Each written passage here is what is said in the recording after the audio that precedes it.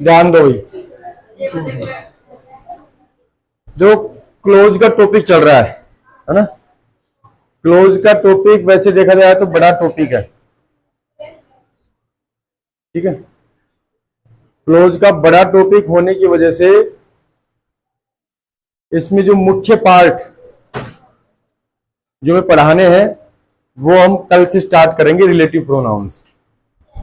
ये क्लोज का ही पार्ट है बहन, क्लोज का ही पार्ट है, लेकिन हमने आपको ये संभावित तरीके से आगे, अभी जो नया सिलेबस है कक्षा 10 में नया टॉपिक जुड़ा है, तो अभी कंफर्मेशन नहीं हुआ। न्यू पासबुक आ गई क्या?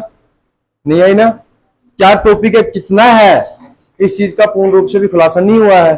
हालांकि पहले टॉपिक कौन सी क्लास में था? ये 12th क्लास में था, 12वीं क्लास में था। अब 12वीं क्लास में से हटा दिया गया है। हालांकि क्लोज टॉपिक ही है, लेकिन क्लोज टॉपिक का जो एक पार्ट है, जैसे मान लो पिछली बार, उससे पिछली बार रिलेटिव प्रोनाउंस था 10वीं क्लास में, 9वीं क्लास में रिलेटिव प्रोनाउंस था। अब उस रिलेटिव प्रोनाउंस को क्या रूप दे दिया? क्लोज। अब क्या रूप दे दिया उसको? क्लोज रूप दे दिया। उसमें क्लोज था, अब क्लोज का ही पार्ट है कंडीशनल सेंटेंस। क्या टॉपिक जुड़ा है उसमें? Conditional sentence. इसमें भी है कंडीशनल सेंटेंस। आ रही की बात समझ में? क्लोज टॉपिक में भी है कंडीशनल सेंटेंस। तो कहने के लिए उसी का पार्ट एक उसमें रख दिया है। क्लोज टॉपिक को क्या कर दिया है? कम कर दिया है, ठीक है। तो ये तो शुरुआत में हमने जनरली आपको समझाने और बताने का प्रयास किया है। बाकी सबसे ज्यादा इंपॉर्टेंट आपका कौन सा रहेगा? रिलेटिव प्रोनाउंस वाला, ठीक है। तो रिलेटिव प्रोनाउंस को हम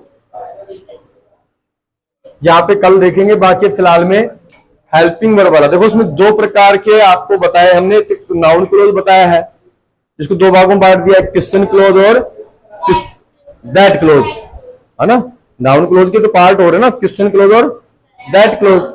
अब that noun close, question close मतलब नाउन क्लोज था, नाउन क्लोज में क्वेश्चन क्लोज और दैट नाउन क्लोज। आ रही बात समझे? उसको दो भागों में बांट दिया, एक तो हेल्पिंग वर्ब और एक WH वर्ब। ठीक से बैठो भैया, प्रोनाउंस है ना प्रॉपर। तो इन चीजों का आपको ध्यान रखना है। तो हमने आपको WH वर्ड समझा दिया था, ठीक है। अब आपके सामने हेल्पिंग वर्ब वाला है, ठीक है। इसको हम समझाने का प्रयास करते हैं। इसमें नियम लिखे हैं कि पहले वाक्य को वैसे का वैसा उतार देंगे। जैसे दो सेंटेंस में, डू यू नो इट पहला वाक्य है, इसको सेम टू सेम उतार देना है, ठीक है। अब नीचे आगे लिखा है इफ सूचक शब्द को हटा देंगे। अब इफ सूचक शब्द, पहले बात तो इफ सूचक शब्द में जैसे इट आ गया, दैट आ गया, दिस आ गया, आ रही बात समझ में।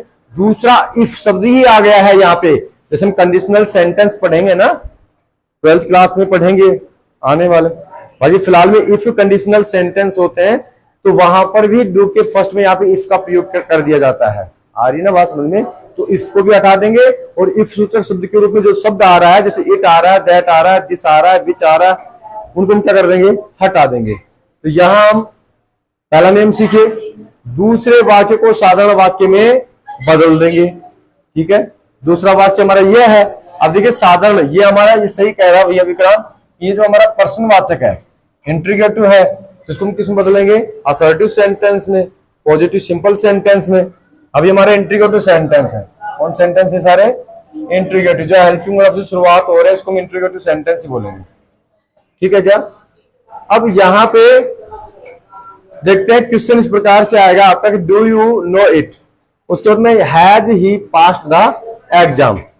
अब यहाँ पे लिखा है शुरुआत वाले सेंटेंस को डू यू नो यहां तक राइट कर देना है। अब यहाँ पे इट आए, दिस आए, दैट आए, तो उसको हम क्या कर देंगे? हटा देंगे। आ रही बात समझ में? तो यहाँ पे हमने किसको क्या कर दिया? हटा दिया।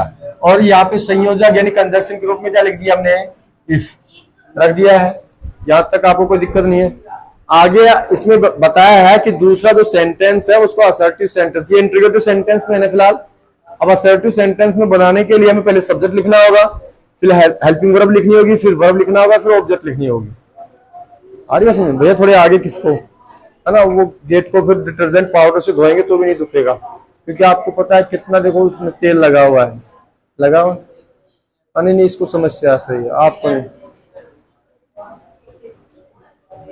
अब देखिएगा यहाँ पे ही हमारा सब्जेक्ट है, तो ही रख दिया यहाँ पे। उसके बाद में हमने हैज लगाना है, उसके बाद में पास द एग्जामिनेशन। कहने का मतलब यहाँ पे हेल्पिंग वर्ब आएगी तो उसको सब्जेक्ट को पहले रख देना है, हेल्पिंग वर्ब को बाद में, बस। और कोई विशेष डिफरेंट आपको नहीं करना है। कंजक्शन वर्ड क्या लगाना है? इफ। ठीक है। नेक्स्ट एग्जांपल है कि टेल मी दिस, उसके बाद में हैज ही लेफ्ट स्कूल। तो यहाँ पे टेल मी, उसके बाद क्या लगा देना में इफ, जिसको क्या कर दिया? हटा दिया।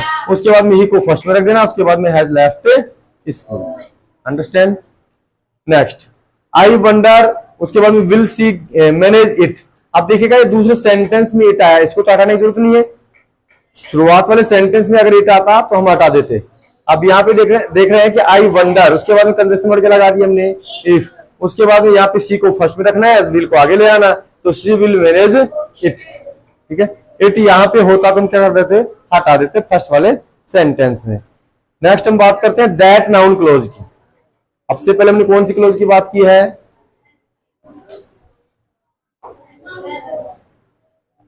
नाउन क्लोज की। नाउन क्लोज में भी क्वेश्चन नाउन क्लोज की। क्वेश्चन नाउन क्लोज में हमने हेल्पिंग वर्ब की बात की, उसके बाद डबल एस वर्ड की बात की, अब हेल्पिंग वर्ब की। अब हम पढ़ेंगे दूसरा पार्ट, दैट नाउन क्लोज। कौन सा है? That noun close.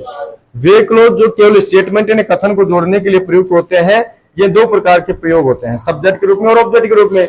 और जो हमारे नाउन क्लोज थे, क्वेश्चन नाउन क्लोज, वो भी कितने प्रकार के थे? दो प्रकार के, डबल एच वर्ड और हेल्पिंग वर्ब। और दैट नाउन क्लोज भी कितने प्रकार के हैं? दो प्रकार के, एक तो सब्जेक्ट के रूप में, एक ऑब्जेक्ट के रूप में। अब सब्जेक्ट के रूप में हम देखते हैं यहाँ पे कि सब्जेक्ट के रूप में कहने के लिए यहाँ पे भी दैट आया है, अलग एग्जाम्पल में दैट आएगा सब्जेक्ट में। और ऑब्जेक्ट के रूप में क्या हो जाएगा? दैट ऑब्जेक्ट के रूप में चला जाएगा। आ रही ना बात समझ में? तो सब्जेक्ट के रूप में हम देखते हैं कि दैट से वाक्य को हम क्या करेंगे? शुरू करेंगे। दैट के बाद मुख्य वाक्य को हम लिख देंगे। इट से शुरू वाक्य नहीं, इट से शुरू वाक्य नहीं लिखेंगे, यानी दैट के बाद मुख्य जो वाक्य है उसको लिखेंगे हम। ठीक है। देखिएगा मुख्य वाक्य कौन सा हमारा? ये है ना, कौन सा है? हाँ ये है। कौन सा है? ये वाला। ठीक है। अभी देखते हैं हम, इट से शुरू वाक्य नहीं, ये वाक्य नहीं लिखना है हमें। कौन सा लिखना है? ये वाक्य लिखना है, मुख्य वाक्य। ठीक है। तो इट वाला वाक्य नहीं लिखना है, इट से अलग जो दूसरा सेंटेंस है वो हमें लिखना पड़ेगा। ठीक है क्या? ये नियम है। उसके बाद में इट को हटा देंगे, बस शेष वाक्य को उतार देंगे। अब देखिएगा, पहले तो ये लिख देंगे हम, he had made a mistake. That शुरुआत में लगाना है, नियम है ना, दैट लगा दिया। उसके बाद में he had made a mistake. उसके बाद में क्या कर देना है? इट को हटा देना है। उसके बाद में वाज क्लियर। अंडरस्टैंड? यहां तक समस्या है किसी को? तो आज के लिए इतना काफी। उसके बाद में हम ऑब्जेक्ट वाले पढ़ेंगे, जिसमें इट वाले वाक्य को पहले लिख देंगे और जो मुख्य वाक्य है उसको हम क्या लिखेंगे? बाद में, क्योंकि मुख्य वाक्य में तो दैट लगा है ना, तो उसको हम कल राइट करवाने वाले हैं और समझाने वाले हैं। उसके बाद में the most importance in the topics for you relative pronouns. Okay.